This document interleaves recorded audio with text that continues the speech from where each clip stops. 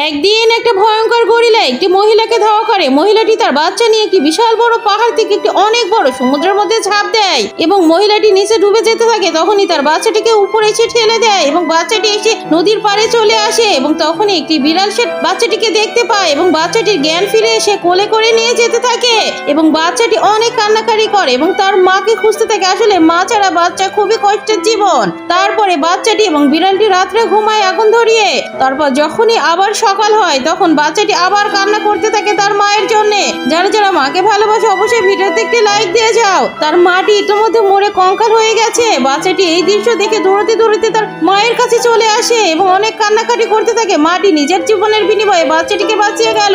তারপরে বিড়ালটি মাটি খুঁড়ে সেখানে তার মাকে সমাধি দিয়ে দেয়। আসলে যারা যারা মাকে ভালোবাসে অবশ্যই কমেন্টে আই লাভ ইউ মা লিখে যাও। তারপরে বিড়ালটি বাচ্চাটিকে নিয়ে পুলিশ স্টেশনে আসে এবং পুলিশের হাতে বাচ্চাটিকে তুলে দেয়। এমন আরো ভিডিও দেখতে চাইলে চ্যানেলটি সাবস্ক্রাইব করে দিন।